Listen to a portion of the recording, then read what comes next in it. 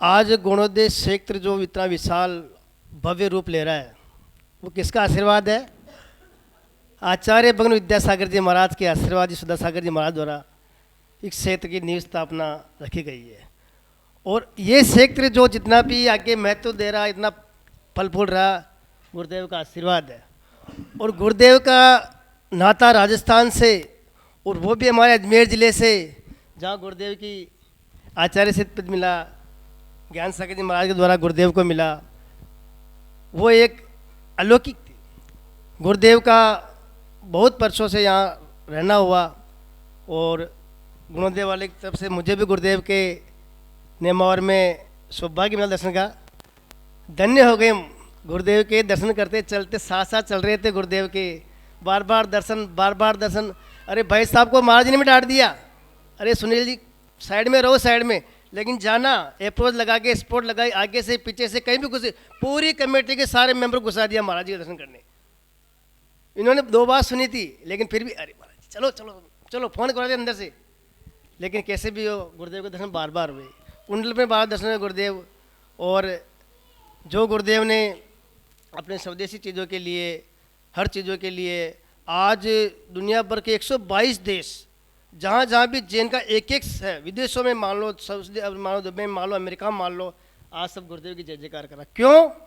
बिल्कुल शांत गुरुदेव, जिनको देखते ही भाई साहब को 5:30 बजे सुबह सो रहा था, फोन आया, राम प्रसाद जी नेमावर चलना, फटाफट तैयार हो जाओ। किसको पूछूं? कुछ नहीं, और भगवान नेमावर जिंदाबाद, गुरुदेव के दर्शन के लिए। तो गुरुदेव के चरणों में मैं और मेरे पूरे परिवार की ओर से, गुणोदय कमेटी की ओर से ये विनयाजलि अर्पित है। भगवान आशीर्वाद, गुणोदय विकास हो, आपका आशीर्वाद बना रहे, और देलों में आपका उच्च निवास हो। नमस्ते भगवान। और महाराज जी ने मतलब बड़े आशीर्वाद के साथ यहाँ हमको वापस रवाना कर दिया कि यहाँ वहीं मिलेगा आपको जो भी मिलेगा, जो ये देख लो। और महाराज जी आज हमारे पास नहीं रहे हैं, इसके लिए श्रद्धांजलि अर्पित, वीर्यांजलि अर्पित करता हूँ। जो मैत्रीम गुणेषु प्रमोदम क्लिष्टेषु जीवेषु कृपा पारत्वम माध्यस्थभावम विपरीत वर्तौ सदा ममात्मान विधातु दैव है। मैं सर्वप्रथम गुणोदय वाले बाबा आदिनाथ स्वामी को सत प्रणाम एवं साथियों को सादर जय जिनेन्द्र। सूचना मिली आज गुणोदय के मायना मीटिंग है। बहुत देर तक सड़क पर इंतजार करता रहा, गाड़ी को साधन खीर इन के न प्रकार है। मैं आपके बीच में सम्मिलित हुआ। परम पूज्य समाधिस्थ आचार्य श्री विद्यासागर जी महाराज का समाधि होने के बाद पूरे भारत में शोक सन्नाटा छाया। वैसे जानकारी आपको है, मैं तो पुनरावृत्ति कर रहा हूँ। आपका जन्म कर्नाटक प्रांत में सदगिलगा गांव में 10/10/46 को हुआ। बंधुओं, अखबार आप भी देखते हो, सब देखते हैं, कितना पुण्यशाली इस पंचम काल में उत्कृष्ट परिवार होगा, जिस परिवार से माता पिता भी मुनियों वारिका, जिस परिवार से बड़े भाई भी दीक्षित मुनि और छोटे भाई भी दीक्षित मुनि हो गया। देख लो इस पंचम काल में कुछ लोग सोनगण पंथ अमनाए वाले ये ढिंडोरा पीटते हैं। ये पंचम काल में तो सब मिथ्या दृष्टि। पद्मों तो लीजिए कांटे में ऐसे उत्कृष्ट परिवार का एक महान भव्य आत्मा जो विद्याधर से विद्यासागर जी बना, क्या वो सम्यक दृष्टि नहीं था? फिर कौन बनेगा सम्यक दृष्टि? कौन बनेगा? क्या पहचान है कोई चिन्ह लिखा हुआ कि ये सम्यक दृष्टि है, ये मिथ्या दृष्टि है। मेरे को एक बार टोडरमल स्मारक भवन से पंडित साहब मिले, इसी पोशाक में था। वह जाना को भाई मार साहब है कि वहाँ ने ये बात को ध्यान नो, और वह अचानक यह बात वहाँ से निकाल दी। आज के पंचम काल में जो है दिगंबर जैन मुनि, ए भाई साहब, मैंने कहा आपके मत से एक ब्रह्मचर्य तो बता दो। मेरा तो डायरेक्ट संबंध है टोडरमल स्मारक भवन से। आपके टोडरमल स्मारक भवन से एक ब्रह्मचारी तो बता दो। ये देखो हमारे ब्रह्मचारी है, हमारे मत को मानने वाला है ब्रह्मचारी है, ये तो बता दो यार। आप जैनी हो क्या, ये तो साबित कर दो आप। चलो इन्हें किरण है वो बात वहीं समाप्त हुई। मैं पुनः मूल विषय पर आ रहा हूँ। इनकी दीक्षा 30 जून 68 को हुई, आपको जानकारी है। देवयोग की बात है। मैं अपने वृद्ध पिता को लेकर, बेटा दीक्षा देखवा चला, खान हो दीक्षा देखवा चला, चलो पिताजी। तो मैं अपने वृद्ध पिता को लेकर अजमेर पहुंच गया, दीक्षा देखी। जिस समय दोपहर को शामा कर रहे थे, मैं बिल्कुल चोर नज़रबंद था। यहाँ को एक भी फेफड़ो हाल ही को ना, तो सांस आप तो बाहर भी वहाँ तो कुछ अस्थि पिंजर ऊंचा नीचा आगे पाचे, वहाँ तो अस्थि पिंजर हाल ही को ना। पहली पहचान कर रहा हूँ। मैं बहुत गौर करता रहा, निशा के अंदर बैक साइड में जो तबारा था, गौर करा। इनके तो कुछ हाल एकदम नसंग सामायिक ध्यानस्थ थे। ओहो, दिगंबर जैन मुद्रा बनने वाली है। चलो 3 तख्ता ला गया, और ज्ञान सागर जी महाराज, जिनको यादाश्त दिला दो आपको, कोठिया में जिनका चातुर्मास हुआ था। सामान्य प्राणी, मतलब इतनी वैभवता नहीं थी जितनी प्रसिद्धता होनी चाहिए।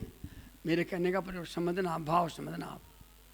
दीक्षा हुई और अतरी जनसंख्या हुई साहब का बटा अजमेर में माया को न, और दानार दाल शाम का खाओ, बढ़िया बढ़िया, पूरी नहीं बनाई। कहने का तात्पर्य मेरा ये है। चलो खा लिया। अब मैं, मेरे पिताजी योग की बात थी। मैं उस समय धुंधरी में अध्यापक था। 1 जुलाई को स्कूल खुलने वाला था, तो स्कूल में आना ही था।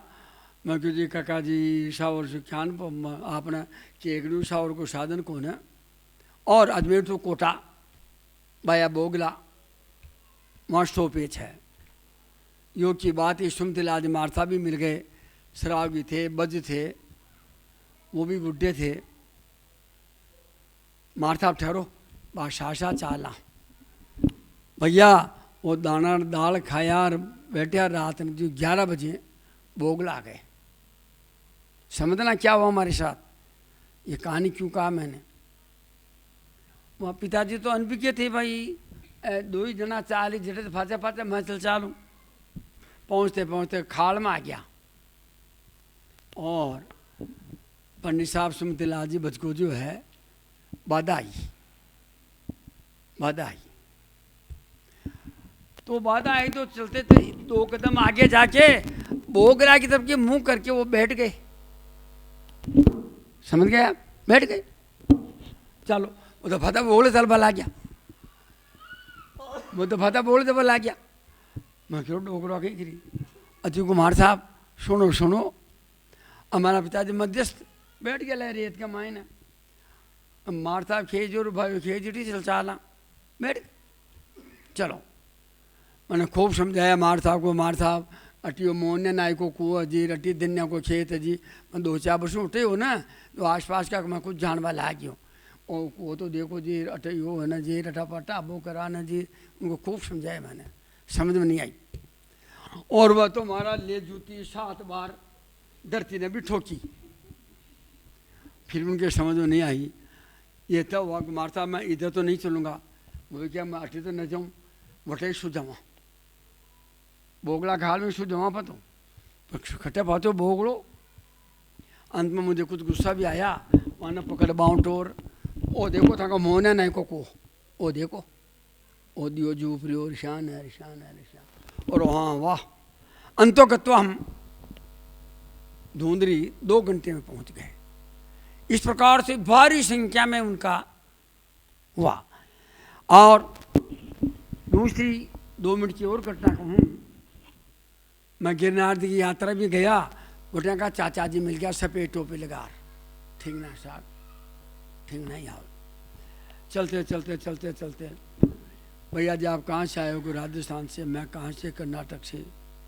अच्छा, और विद्यासागर जी को जानते हो? और हमको कटा कटा इनडायरेक्ट में कोई संबंध है? जानता हूँ साहब, मैं उनका चाचा हूँ। सच्ची बात हो, 100 रुपये आए थे, ऐसा था ऐसा था। चौथे टोंक इतना इतना उज्जवल पवित्र परिवार था, प्रणाम थे भाई साहब।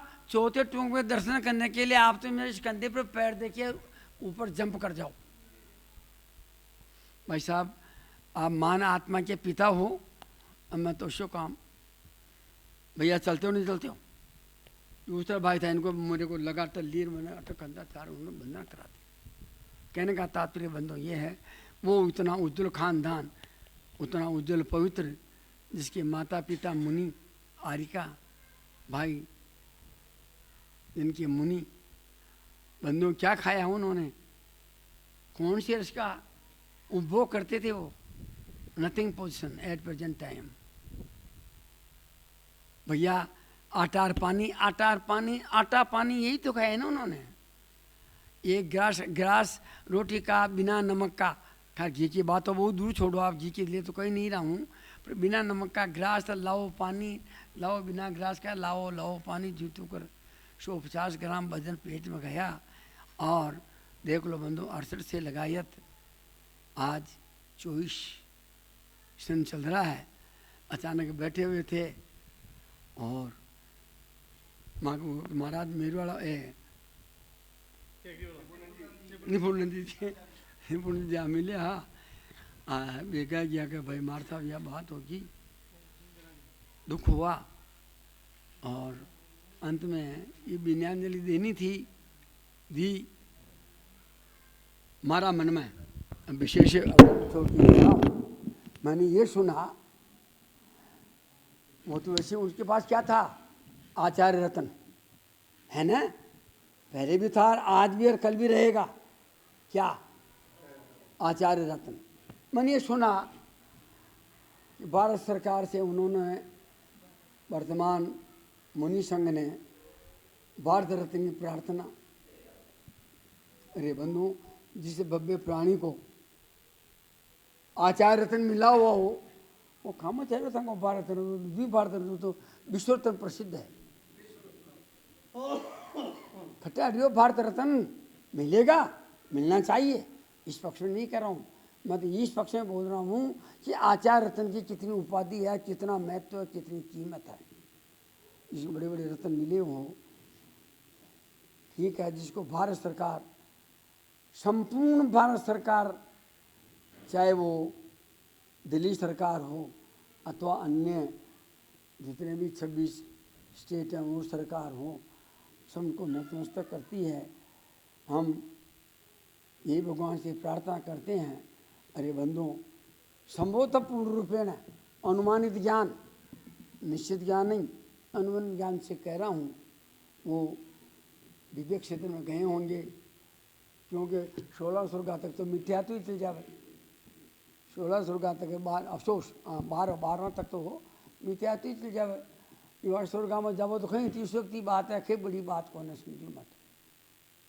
इसलिए हम आशा करते हैं उनकी उत्तम से उत्तम अंतिम समय तक भी उनकी उत्तम प्राण रहे, और विद्यमान क्षेत्र में गए होंगे और इस भाव को दान करके उसी क्षेत्र से भगवान से प्रार्थना करते हैं हमेशा हमेशा के लिए उन्हें मोक्ष गति प्राप्त हो। इसी भावना के साथ हम सब मैं आपके बीच में आपकी अनुमोदना से भगवान को विनयांजलि, महाराज को विनयांजलि करता हूँ। बोलिए शांतिनाथ भगवान की।